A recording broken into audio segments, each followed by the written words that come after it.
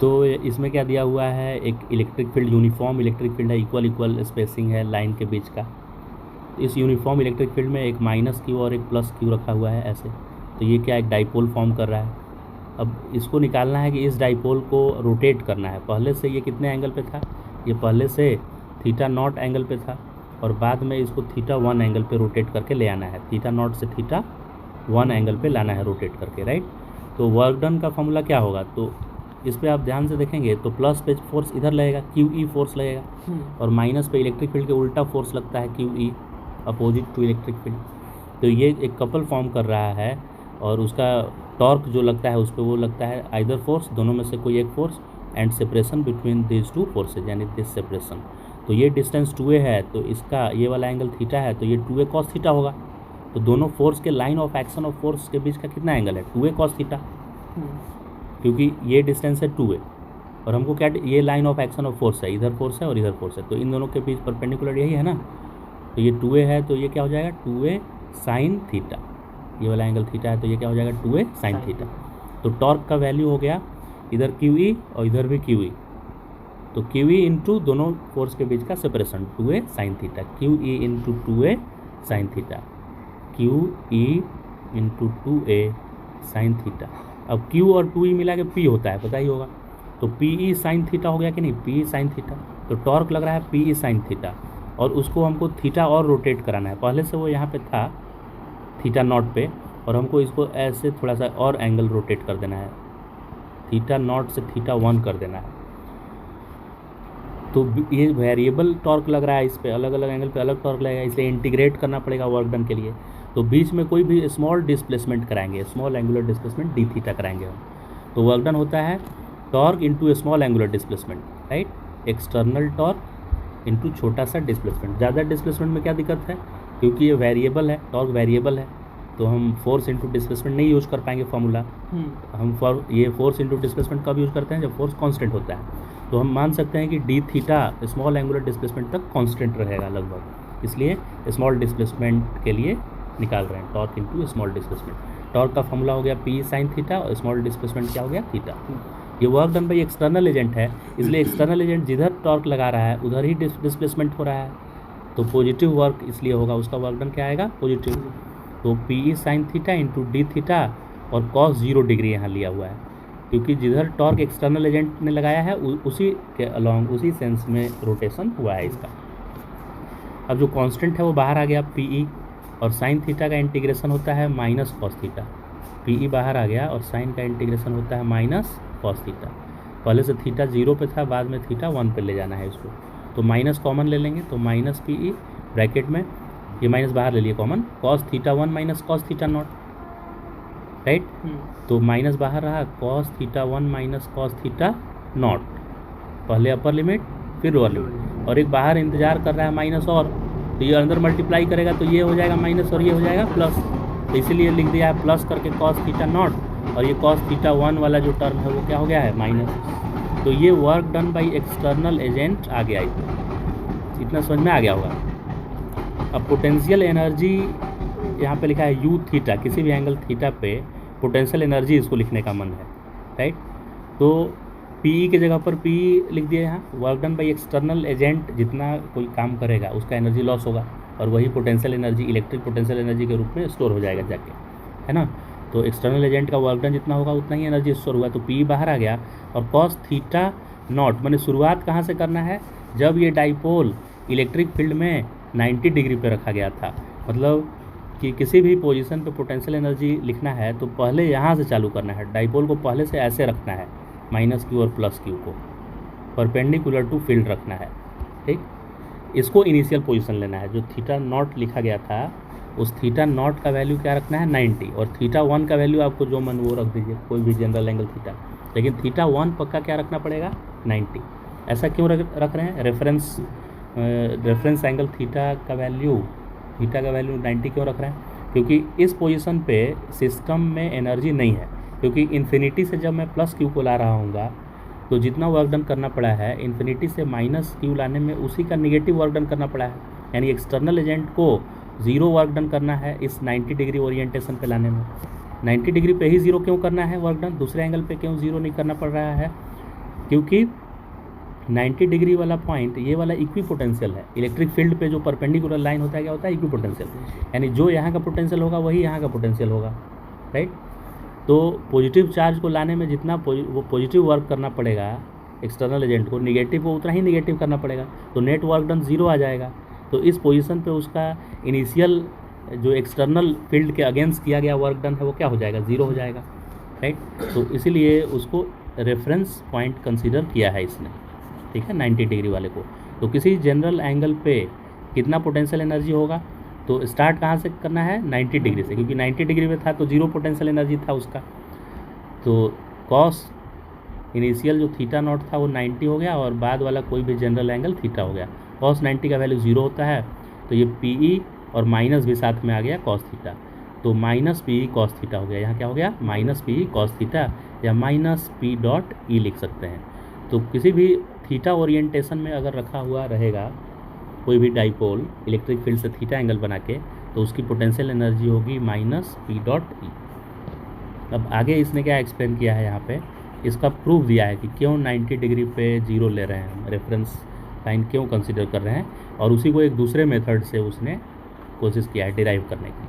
तो you theta, अगर कोई भी डाइपोल थीटा ओरिएंटेशन पे रखा हुआ है तो उसमें क्या क्या एनर्जी होगा पहले उसने लिखा है। ये इलेक्ट्रिक फील्ड ऐसे है, और इस इलेक्ट्रिक फील्ड में डाइपोल ऐसा रखा हुआ है, ये माइनस क्यू और ये प्लस क्यू।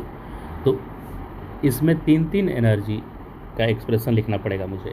यहाँ का कुछ तो पोटेंशियल होगा, इस पोटेंशियल को लिखा है VR1, और इस जगह इलेक्ट्रिक फील्ड में हर एक पॉइंट का क्या होता है? पोटेंशियल।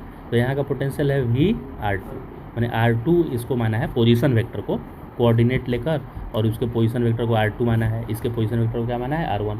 तो R1 पोजीशन पे पोटेंशियल है V, और R2 जहाँ पे प्लस क्यू रखा है उसका पोटेंशियल है VR2। तो दोनों के बीच का पोटेंशियल डिफरेंस क्या है? VR1 माइनस VR2 है पोटेंशियल डिफरेंस। और वर्क डन, किसी भी चार्ज को एक जगह से दूसरे जगह ले जाने में कितना वर्क डन करना पड़ता है, या सेल्फ पोटेंशियल एनर्जी एक होता है और एक एक्सटर्नल फील्ड में पोटेंशियल एनर्जी होता है। तो कहीं का पोटेंशियल अगर VR1 है और वहाँ चार्ज रखा हुआ है Q, तो उसकी पोटेंशियल एनर्जी क्या होगी? Q into V। Potential energy होता ही है, कहीं का पोटेंशियल आपको पता है किसी पॉइंट का, तो उस पॉइंट पे अगर आप चार्ज Q रख दें तो वो उस चार्ज का पोटेंशियल एनर्जी हो जाएगा, राइट। किसी भी पॉइंट चार्ज का पोटेंशियल एनर्जी कैसे निकालते हैं? जिस पॉइंट पे पोटेंशियल एनर्जी निकालना है उसका पोटेंशियल इंटू चार्ज। वैसे ही किसी पॉइंट का पोटेंशियल VR2 है, तो वहाँ पे Q चार्ज को जाके रखना है, Q चार्ज को रखना है जाके, तो Q से मल्टीप्लाई करते ही पोटेंशियल किस में कन्वर्ट हो जाता है? पोटेंशियल एनर्जी में। जैसे एग्जांपल, ये सोर्स चार्ज है, ठीक है, और उसका अपना इधर इलेक्ट्रिक फील्ड है, तो यहाँ पे इसका पोटेंशियल है V1 मान लेते हैं। तो जैसे ही यहाँ पे आप Q कूलम चार्ज को रखेंगे ना, तो ये पोटेंशियल में Q मल्टीप्लाई करते ही ये capital Q small q charge system का क्या बन जाएगा? पोटेंशियल एनर्जी बन जाएगा, राइट। और सोर्स को, ये सोर्स Q को नहीं बोलकर हम लोग स्मॉल q का पोटेंशियल एनर्जी इसको बोलते हैं। हम लोग ऐसे बोल सकते हैं कि QV1 is potential energy of this point charge Q at point where potential is V1, okay. तो किसी सिंगल चार्ज का पोटेंशियल एनर्जी कहाँ होता है? एक्सटर्नल फील्ड में, राइट। तो अगर Q चार्ज कहीं पे रखा हुआ है जहाँ का पोटेंशियल VR1 है, तो Q मल्टीप्लाई करते ही उसका पोटेंशियल एनर्जी बन गया, ये दूसरे का पोटेंशियल एनर्जी बन गया, दूसरे पॉइंट का। तो एक्सटर्नल एजेंट को वर्क कितना करना पड़ेगा? वर्क डन का फॉर्मूला होता है चार्ज इंटू दोनों पॉइंट का पोटेंशियल डिफरेंस, तो VR1 माइनस VR2। इतना एक्सटर्नल एजेंट को वर्क करना पड़ेगा कि नहीं, राइट। तो एक्सटर्नल एजेंट को ये वर्क करना पड़ा। अभी ये वाला क्या हो गया? पोटेंशियल एनर्जी हो गया किसका? दोनों चार्ज का। एक चार्ज रखा हुआ था माइनस क्यू यहाँ, प्लस क्यू यहाँ रखा हुआ था एक्सटर्नल फील्ड में। यहाँ का पोटेंशियल था VR1, यहाँ का पोटेंशियल था VR2। तो जैसे ही यहाँ Q मल्टीप्लाई किए, वो इस चार्ज का पोटेंशियल एनर्जी बन गया, इस चार्ज का पोटेंशियल एनर्जी। तो पूरे सिस्टम का देखें तो एक ये पोटेंशियल एनर्जी है, एक ये पोटेंशियल एनर्जी है, क्योंकि Q चार्ज R1 पोजीशन पे रखा था तो इतना potential energy, Q charge R2 पे रखा है तो इतना पोटेंशियल एनर्जी, और माइनस लिखा हुआ है क्योंकि माइनस चार्ज वहाँ रखा हुआ है। और एक और पोटेंशियल एनर्जी है इस सिस्टम में, सेल्फ पोटेंशियल एनर्जी, क्योंकि Q और Q दोनों चार्ज, एक माइनस Q और एक प्लस Q पास पास में कितनी दूरी पर रखा हुआ है? 2a। तो इसका पोटेंशियल एनर्जी क्या होगा? K पहला चार्ज, दूसरा चार्ज और दोनों के बीच का सेपरेशन, ये भी तो एक पोटेंशियल एनर्जी होता है। ये पोटेंशियल एनर्जी है एक्सटर्नल फील्ड के कारण। ये वाला पोटेंशियल एनर्जी दोनों क्या है, एक्सटर्नल फील्ड में रखे हुए चार्ज का पोटेंशियल एनर्जी है। और ये क्या है, उनका खुद का है, खुद पे भी तो एक दूसरे पे फोर्स लगा रहा होगा, एक चार्ज दूसरे पे, तो वो K(Q1 Q2/2a है। तो टोटल इतना पोटेंशियल एनर्जी है सिस्टम का, टोटल सिस्टम के पास इतना पोटेंशियल एनर्जी है डाइपोल अगर रखा हुआ है इलेक्ट्रिक फील्ड में। तो अब इसमें से ये तो खुद उसका सिस्टम का पोटेंशियल एनर्जी है खुद, और ये कांस्टेंट है। आप डाइपोल को किसी भी ओरिएंटेशन में रख दीजिए, इसका वैल्यू चेंज होगा क्या? नहीं होगा, क्योंकि चार्ज डाइपोल के दोनों चार्जेस सेम है, सेपरेशन सेम है, और 4πε0 एक कांस्टेंट है। तो ये आप थीटा नॉट ओरिएंटेशन पे रखें या थीटा ओरिएंटेशन पे, किसी भी ओरिएंटेशन पे रखेंगे, इसकी वैल्यू क्या है, सेम है। तो एक्सटर्नल एजेंट को इसके अगेंस्ट तो कुछ काम नहीं करना है, क्योंकि जितना एक्सटर्नल एजेंट वर्क करेगा उतना पोटेंशियल एनर्जी में चेंज आएगा। तो यहाँ पे रखें, चाहे इस ओरिएंटेशन पे रखा जाए या ऐसे दूसरे ओरिएंटेशन पे रखा जाए, इसका ये चीज़ तो सेम है। तो चेंज इन पोटेंशियल एनर्जी में ये काउंट होगा नहीं, सब्ट्रैक्ट होकर कैंसिल हो जाएगा। तो चेंज इन पोटेंशियल एनर्जी में क्या आएगा, जितना एक्सटर्नल एजेंट को वर्क कितना करना पड़ेगा, इसके बराबर करना पड़ेगा इसके बाद, क्योंकि ये चेंज हो नहीं रहा है, राइट। अब एक्सटर्नल एजेंट को वर्क कैसे करना पड़ रहा है देखते हैं यहाँ पे वापस फिगर में। वर्क डन, तो पोटेंशियल डिफरेंस का फॉर्मूला होता है work done by external agent का फॉर्मूला होता है Q टाइम्स डेल्टा V, याद होगा ये फॉर्मूला। तो Q टाइम्स डेल्टा V का वैल्यू क्या है, यही है V1 माइनस V2, पहले पोजीशन का पोटेंशियल माइनस दूसरे पोटेंशियल पॉइंट का पोजीशन का डिफरेंस। ये क्या है, डेल्टा V है, पोटेंशियल डिफरेंस है दोनों पॉइंट के बीच का। और Q को 1 रख दीजिए, मतलब यूनिट चार्ज को इसमें मूव कराने में किया गया वर्क डन। तो वर्क डन का फॉर्मूला होगा 1 कूलम चार्ज को आप यहाँ से यहाँ मूव कराएंगे।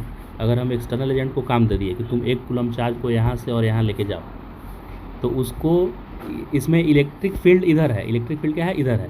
तो इलेक्ट्रिक फील्ड का कंपोनेंट इधर क्या आएगा, E cos थीटा। अगर ये थीटा है तो इधर क्या आएगा, E cos थीटा। तो उसको इसी के अलॉन्ग वर्क करना पड़ेगा ना, इलेक्ट्रिक फील्ड के अगेंस्ट वर्क करना है उसको। तो फोर्स कितना लगाना पड़ेगा, Q into electric field. Q को मैंने 1 रख लिया है, तो खाली इलेक्ट्रिक फील्ड, ये फोर्स हो गया।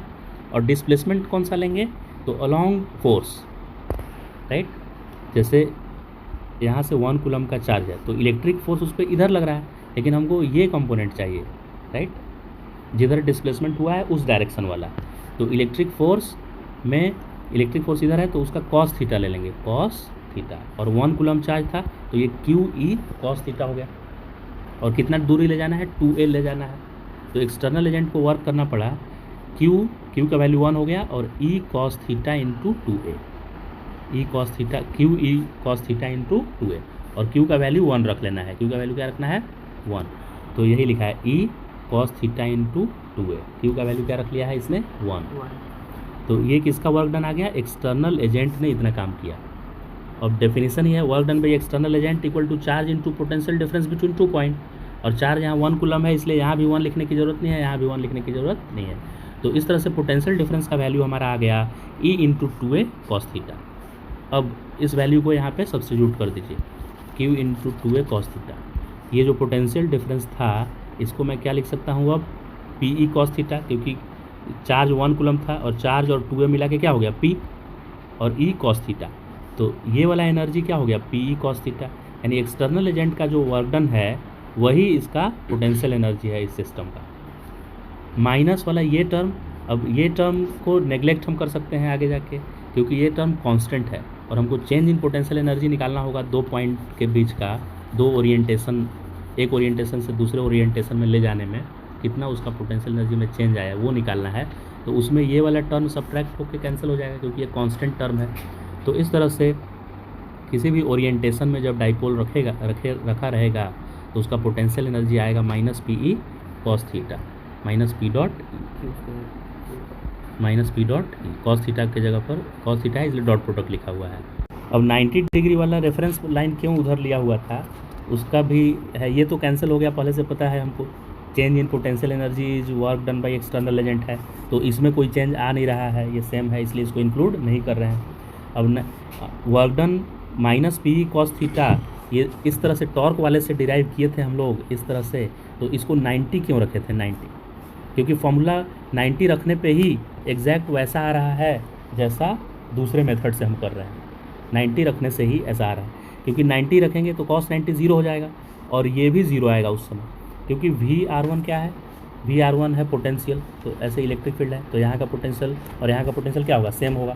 90 डिग्री पे रखेंगे तभी तो ये और ये सेम आएगा, और इसका सब्ट्रैक्शन क्या होगा, ज़ीरो होगा, राइट।